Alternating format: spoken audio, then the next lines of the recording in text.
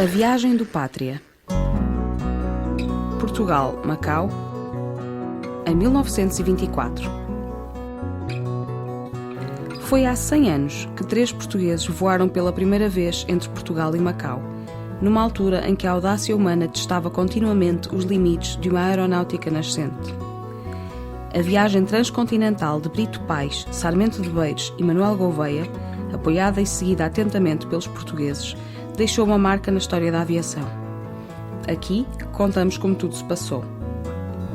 O podcast A Viagem do Pátria é uma produção conjunta da Força Aérea Portuguesa e da Universidade do Porto. 6º episódio.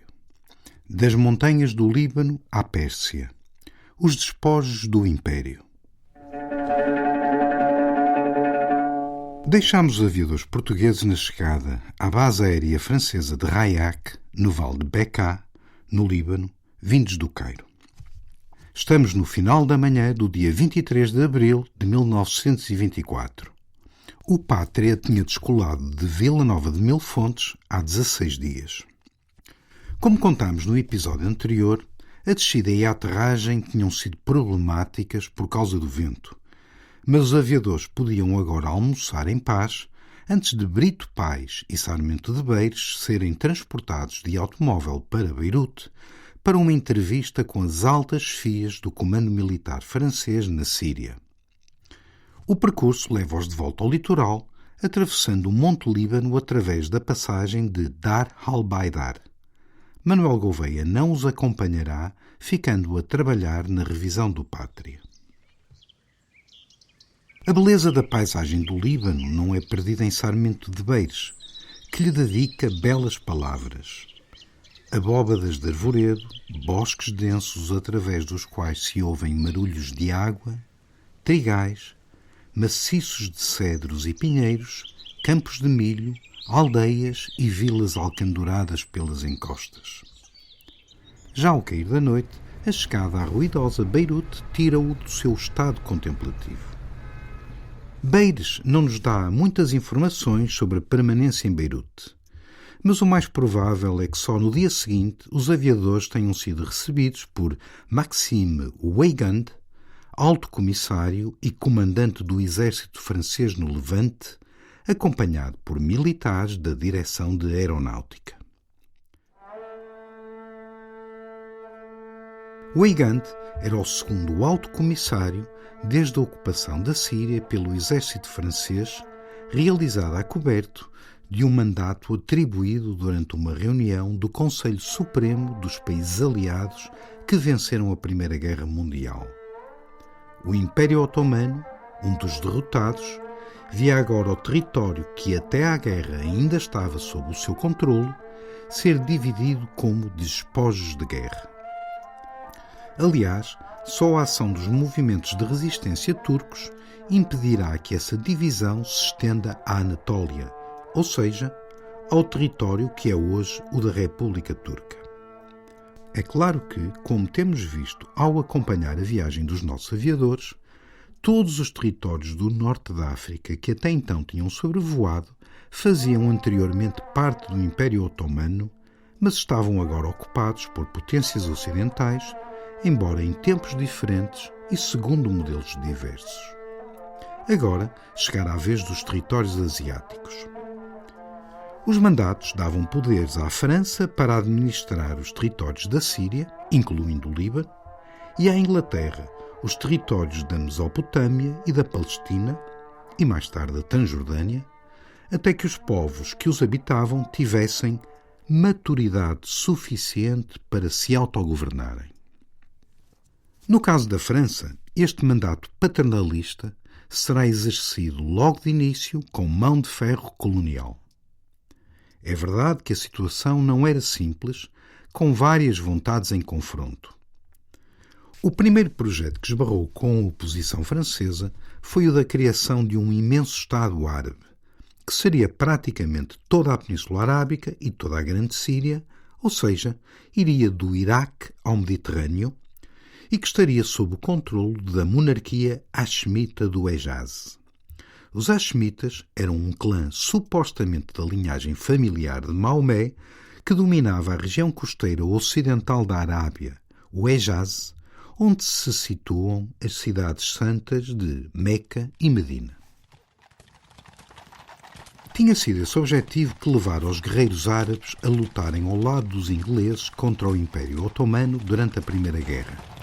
A promessa do reconhecimento pela Grã-Bretanha deste Estado pan-árabe. O comandante das tropas inglesas que então lutaram na Grande Síria já era conhecido dos nossos aviadores. O general Edmund Allenby, que tinham visitado no Cairo há poucos dias. As forças árabes eram comandadas pelo príncipe Faisal, filho de Hussein, rei do Hejaz. Como oficial de ligação entre britânicos e árabes, encontramos o célebre Lawrence da Arábia. O pós-guerra, contudo, levará a cenários muito diferentes. Com a França desejosa de exercer o poder que o mandato lhe conferia, o primeiro alto comissário francês, o general Gouraud, acabará rapidamente com os sonhos dos árabes que tinham declarado unilateralmente em Damasco, com o beneplácito dos ingleses, a fundação do Reino Árabe da Síria, proclamando o príncipe Faisal como seu monarca. O reino terá uma existência breve, durará apenas 5 meses e Faisal será forçado ao exílio. Outros setores da população síria, embora menos atraídos pela ideia do pan-arabismo, queriam também a constituição de uma grande Síria, em oposição às populações cristãs do Líbano, que eram favoráveis à criação de um Estado libanês independente. Os franceses dividirão para reinar, criando logo entre 1920 e 1922 diversos estados no território sírio, entre os quais o Grande Líbano, que expandia as fronteiras da antiga província otomana para o tornar um Estado viável. Lembremos de que a superfície do Líbano, embora montanhosa, é pouco maior do que o distrito português de Beja.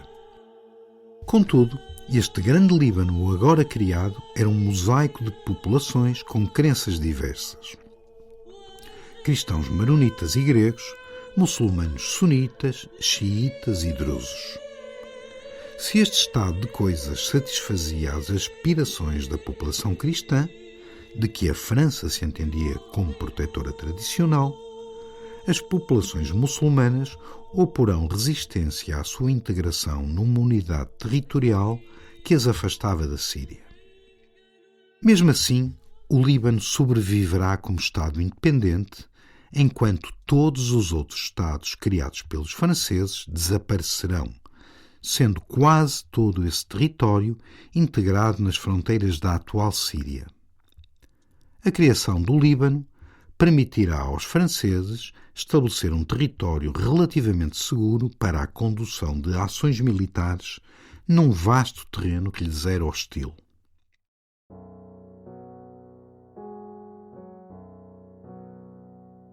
Brito Pais e Sarmento de Beires são recebidos em Beirute pelo general Weygand, quando este tinha assumido o posto de alto comissário há apenas 1 ano.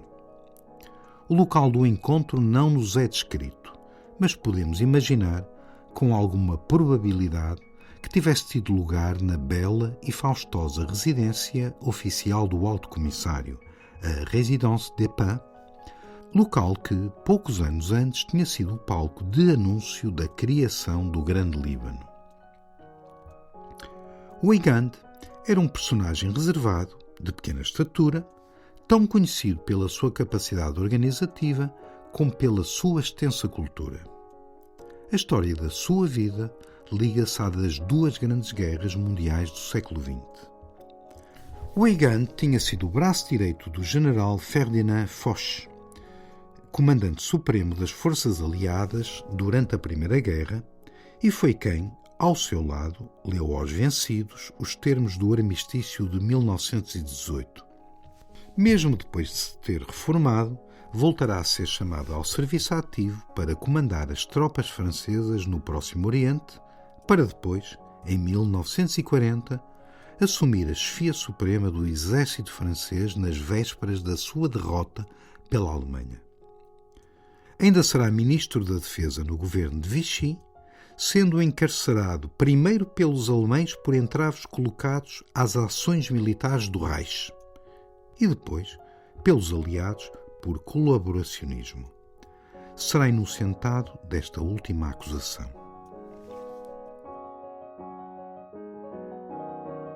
Durante a conversa com os portugueses, Weygand manifesta a sua simpatia pela empresa que estes nacionais do antigo aliado da França se propunham realizar. A apreciação do general das capacidades da aviação ligava-se à sua óbvia utilidade militar, nomeadamente no controlo do vasto território sírio, onde em qualquer momento revoltas contra o domínio francês poderiam eclodir.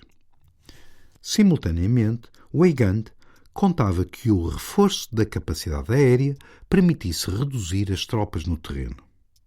Assim, no final de 1923, o 39º Regimento do Ar enquadrava 8 esquadrilhas equipadas maioritariamente com aviões Breguet 14, não muito diferentes do Pátria.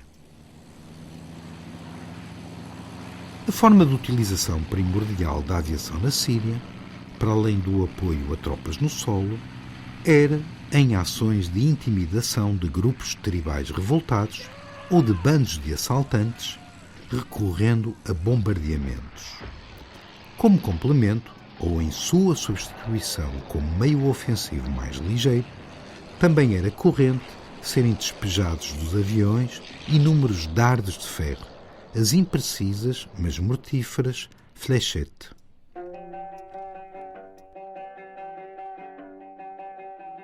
Mas voltemos aos aviadores que abandonam Beirute nesse mesmo dia, atravessando os bosques de cedros da montanha até chegar ao fértil, mas pouco arborizado Vale de Bekaa.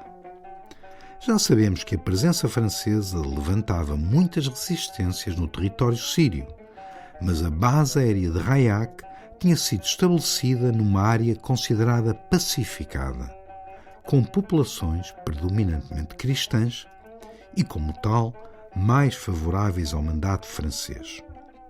Rayak era o centro nervoso da aviação francesa, com instalações destinadas a abrigar as reservas aeronáuticas de diversas esquadrilhas, e a primeira das bases aéreas fixas que os franceses construirão para policiamento do território sírio. Se Rayak vivia em paz, e pelo menos parte das suas instalações tinham sido construídas em materiais duráveis, não era esse o caso de várias outras bases francesas disseminadas pelo território, frequentemente em alerta contra a possibilidade de ataque por tribos nómadas ou grupos urbanos e cujas instalações podiam ser mais improvisadas. Estando a revisão do motor do Pátria mais demorada do que o previsto, os aviadores portugueses são forçados a permanecer no centro de aviação de Rayak mais um dia, dando tempo a Brito Pais e Sarmento de Beiros para um périplo turístico. Visitam as ruínas da cidade de Baalbek, a menos de 30 km a nordeste de Rayak, que Beiros recorda como sendo uma amálgama monumental de estilos grego, romano e bizantino, e onde lutas remotas ali fizeram correr sangue a jorros. Mas foram tantos os massacres que ali ocorreram que é difícil saber a qual ou quais se estaria o aviador-escritor a referir.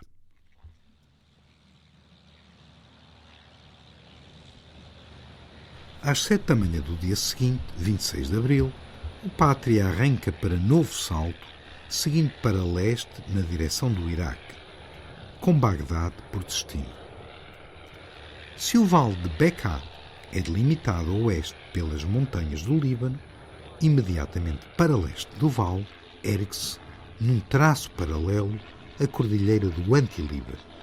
Por isso, depois da descolagem na atmosfera fresca da alta montanha, o Pátria descreve lentas espirais ascendentes até aos 2.700 metros de altura, momento em que consegue atravessar a cordilheira.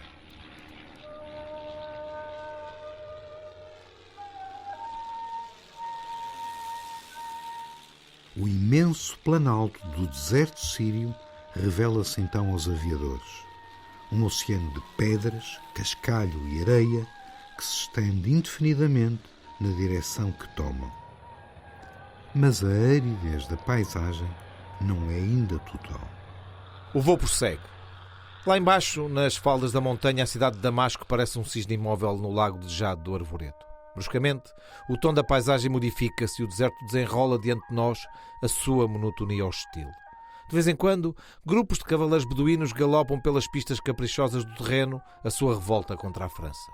E o solo tem ondulações largas, sulcadas aqui e ali por leitos de rios secos que deixam a gente ficar a cismar se a água por algum dia por ali correu. À medida que avançamos, a temperatura vai subindo sempre, e acende na atmosfera escaldante reflexos rubros de sangue. Olhando para norte, o rio Eufrates destaca-se ao longe, estreito, como fita de ouro cintilante encrustada na chapa escura do deserto. Prosseguimos sem novidade. Subitamente, e reais como uma alucinação, 3 pontos negros destacam-se no fundo do horizonte e crescem sobre nós até que as suas linhas aladas se definem, assim grá postibordo, em sentido contrário, rumo ao Cairo. Afinal, são 3 aviões ingleses que sulcam o mesmo céu tórrido da Arábia que a todos nos urge. A desolada impressão de isolamento que até aí sentíamos transmuda-se num grito de alegria irreprimível. Decai de lá, animados lenços brancos acenaram recíprocos votos de boa viagem. E tão velozmente como nos cruzamos, todos nos distanciamos, minguando os aviões ingleses no horizonte, até destes só ficar o ermo monótono do céu azul que voávamos. A placidez da travessia do deserto sírio não nos deve fazer esquecer os riscos do percurso. É verdade que a rota seguida pelo Pátria acompanhava aproximadamente a por vezes indistinta pista terrestre que ligava diretamente Damasco a Bagdade. No final do ano passado, 1923, tinham sido inauguradas as primeiras ligações regulares por automóvel entre as duas cidades. Embora várias travessias do deserto com veículos motorizados já tivessem sido realizadas anteriormente. O serviço de transporte tinha regularidade semanal e as viagens não demoravam menos de 2 dias em condições ideais e cerca de 3 até Beirute, embora pudessem levar muito mais tempo. Também é verdade que a rota dos aviadores se entrecruzava com a rota aérea inglesa que ligava Bagdade ao Cairo. Mas uma avaria mecânica continuava a poder ter efeitos graves. Que o dissessem os infortunados pilotos franceses que, naquele mesmo ano 1924, tinham deambulado pelo deserto durante 4 dias e tinham sido salvos por pastores nómadas quando já estavam praticamente sem forças. E as populações locais que se pudessem encontrar podiam não ser tão benévolas, uma vez que, para além do banditismo, a oposição à presença francesa, latente, voltará a recrudescer já no ano seguinte com uma insurreição que ficou conhecida como a Grande Revolta Síria. Tendo há muito atravessado a ainda indefinida fronteira entre a Síria e o Iraque, o Pátria, sob o abrasador sol do meio-dia, sobrevoou a cidade de Ramadi e avizinhou-se do faiscar metálico do lago Abania. Para sul, os aviadores observam 3 turbilhões de areia, colunas de fogo, diz Beires, típicas das horas de maior calor e que, podendo atingir 1,5 km de altura, frequentemente cobrem o solo com uma nuvem espessa numa extensão de dezenas de quilómetros. Estavam a entrar na Baixa Mesopotâmia, onde o Eufrates e o Tigre se aproximam para irrigar a extensa planície aluvial. O forte vento do deserto acompanha-os quando, 2 horas mais tarde, sobrevoam Bagdade, tentando controlar o avião, que é sovado por rebolões asfixiantes de poeira infernal, até conseguirem aterrar no quadrilátero imenso da pista do aeródromo de Inaidi. O voo tinha durado 7 horas.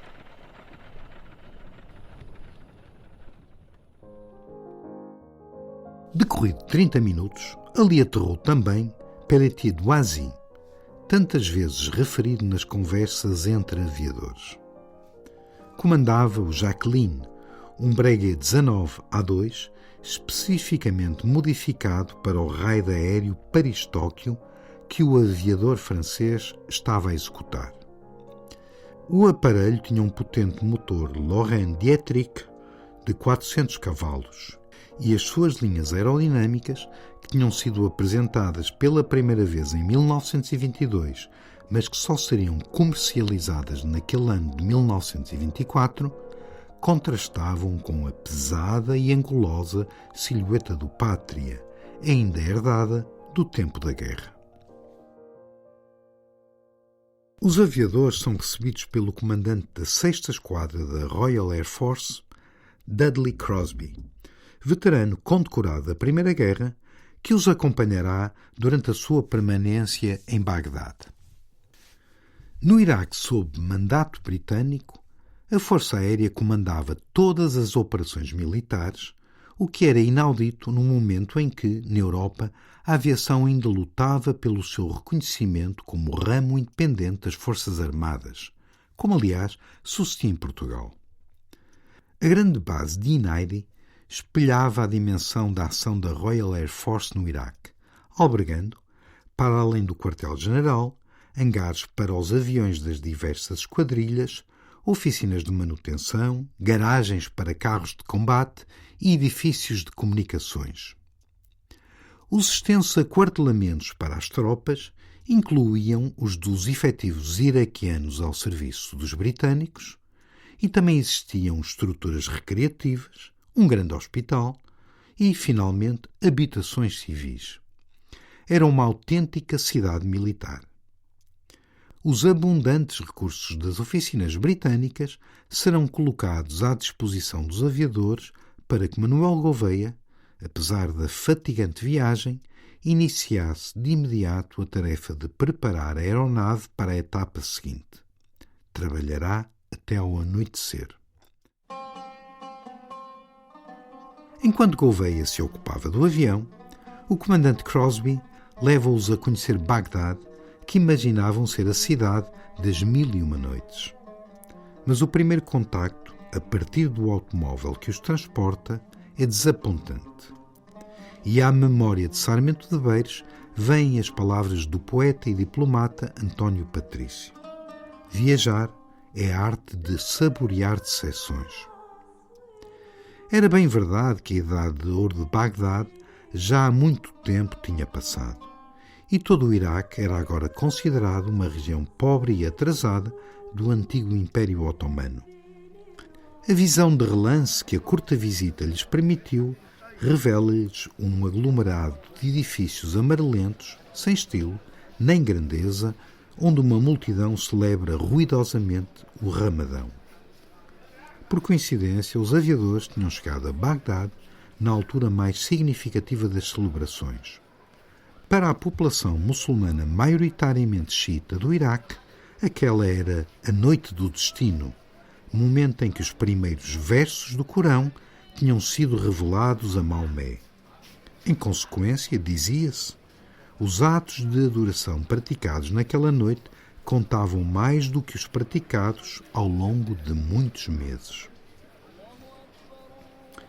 Mas nem o significado da noite, nem o canto do muezin, que, ao escurecer, chama os crentes para a oração, são suficientes para os convencer. Desiludidos, os aviadores regressam ao acantonamento militar. Ainda nesse dia, convivemos com Pelletier Doisy na messe dos oficiais. E este mal acredita na distância enorme que já conseguimos percorrer. Nas frases que trocamos, sinto a sua admiração e o respeito de um aviador que, como ninguém, pode avaliar as dificuldades com que lutávamos. Foi breve o nosso encontro com este homem superior. Todavia, suficiente para me deixar no espírito a impressão exata das suas capacidades de ação e de realização. Impressionado pelo encontro que tivera com os aviadores portugueses, também o piloto francês deixou um testemunho que foi publicado no Petit Parisien, um dos principais jornais de França. Examinei estupefacto o aparelho que tripulavam Brito Pais, Beires e o seu mecânico, Era um velho breguet de bombardeamento noturno, com um motor Renault 300 cavalos, quase um cucu, um calhambeque. E iam 3 homens lá dentro. Sob as asas tinham instalado 2 enormes depósitos de combustível, capacidade para 1.600 litros, que pareciam flutuadores ligados às rodas. Não escondia aos meus camaradas portugueses a admiração que me causava a sua façanha. Ter voado até Bagdá naquilo era um feito e tanto. Pretender chegar a Macau naquele velho avião parecia-me uma loucura. No dia seguinte, 27 de abril, o Pátria descolou de Bagdade. Mas problemas de carburação obrigam os aviadores a regressar 15 minutos depois, adiando-se a partida para o dia imediato. Enquanto os aviadores portugueses ficavam retidos na pista de Inaidi, Pelletier de Oisy largava no seu ultramoderno avião pelas 10 horas da manhã, com o mesmo destino que os portugueses, Bushir. A cidade portuária de Bushir situava-se na costa oriental do Golfo Pérsico, no que é o atual Irão, então conhecido pelo ancestral nome de Pérsia. Desde o início da sua viagem, o Pátria entraria pela primeira vez em território que não estava sob domínio de uma potência europeia. Simultaneamente, abandonava o espaço do antigo Império Otomano, de que o Iraque era a fronteira leste. Se, como vimos, o Iraque continuava sob mandato, os britânicos tinham, contudo, encorajado o estabelecimento de uma monarquia autónoma após a revolta em grande escala contra a administração britânica que tinha ocorrido 4 anos antes, em 1920. O trono do Iraque foi então oferecido ao mesmo príncipe Faisal que os franceses tinham expulsado da Síria. Caído o sonho de uma grande Síria, restava-lhe esta compensação pela sua aliança com os ingleses na luta contra o Império Otomano. Mas a supressão da revolta de 1920 tinha custado bem caro ao Império Britânico, quer em vidas, quer em recursos. A importância da ação da Royal Air Force, a RAF, no apoio às tropas no solo e através de voos de reconhecimento e bombardeamento, deu força à ideia de que o domínio dos ares no país, agora submetido, seria a peça fundamental para garantir o policiamento efetivo da região. A RAF assumiria a partir de 1922 a direção das operações militares no Iraque, com o pressuposto de que seria então possível reduzir significativamente os efetivos militares no terreno e, como tal, os custos das operações. Esta ideia tão apelativa para os políticos ingleses não se revelará inteiramente verdadeira. Um número substancial de tropas no terreno continuará a ser necessário e muitas vozes se levantaram contra a violência dos bombardeamentos da RAF sobre povoados tribais, por vezes feitos de forma indiscriminada. Está na altura de abandonar o Iraque. São 6 horas da manhã do dia 28 de abril, quando o Pátria, rumando para sudeste através da Baixa Mesopotâmia, se dirige para o Golfo Pérsico. A temperatura já está elevada e a atmosfera é sufocante. Poucos minutos depois da descolagem começamos por seguir o curso do rio Eufrates, abandonando-o pouco depois para nos guiarmos pela bússola, embora soubéssemos que o seu norte é apenas aproximado. Mas as referências não nos faltavam. E como voávamos a 900 metros entre os 2 cursos de água confluentes, tínhamos a certeza de não podermos errar.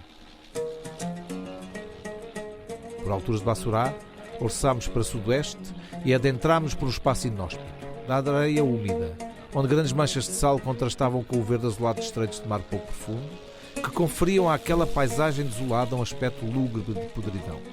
A carburação era péssima, o que originava de quando em quando inquietantes baixas de regime do motor que nos deixavam com o coração suspenso nas mãos. Contudo, o voo prosseguiu pelo céu incandescente do Golfo Pérsico. Pelo meio-dia, a confirmar a navegação de Brito Pais, a cidade de Bushir destacou-se na distância, à beira-mar com o seu pequeno porto, pitoresca como renda esbraquiçada a secar ao sol. Delineada por grandes traços de cal, a pista de Bushir destaca-se a leste da cidade, 500 metros mais à frente, e iniciamos a aproximação. Suavemente, o Pátria faz-se à pista e toca pela primeira vez o sol persa para logo se imobilizar. Vindo de um barracamento distante, que albergava 2 aviões SPAD, guardados por 10 homens armados, um veículo trator, de lagartas, avança para nos rebocar para junto do hangar ainda em construção. Durante 6 horas e 15 minutos, tínhamos voado 900 km com o céu destapado, mas sufocante a uma altura máxima de 900 metros. Estávamos arrasados. Pouco depois da aterragem, um par de automóveis acerca-se dos aviadores portugueses, transportando os cônsulos de França e da Grã-Bretanha, acompanhados por um capitão de engenharia do exército britânico que ali tinha a seu cargo os postos de comunicações. Aparece também um alferes persa, Harfa al-Mulk, de comportamento teatral e exageradamente cortês. Cortês demais para ser confiável, pensa Sarmento de Beires. Como não existia hotel, são gentilmente acolhidos pelos cônsulos. Brito Pais e Gouveia ficam em casa do cônsul francês Monsieur Sudreau.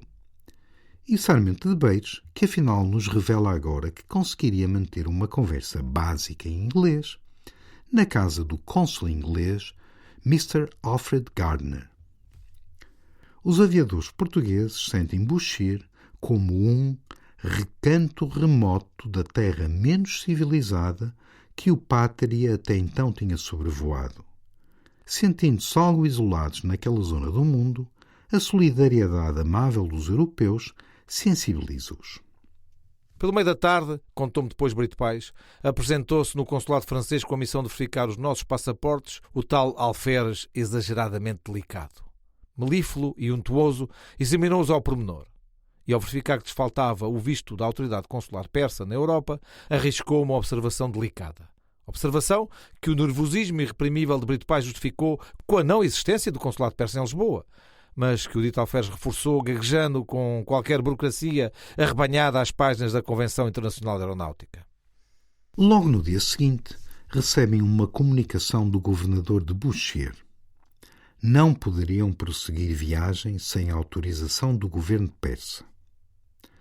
Mas são recebidos na residência do governador, com quem se entendem em francês, e explicam que antes de partirem, a direção da Aeronáutica Militar, em Lisboa, tinha recebido uma gentilíssima carta do Chá da Pérsia que os autorizava a voar e a aterrar em território persa.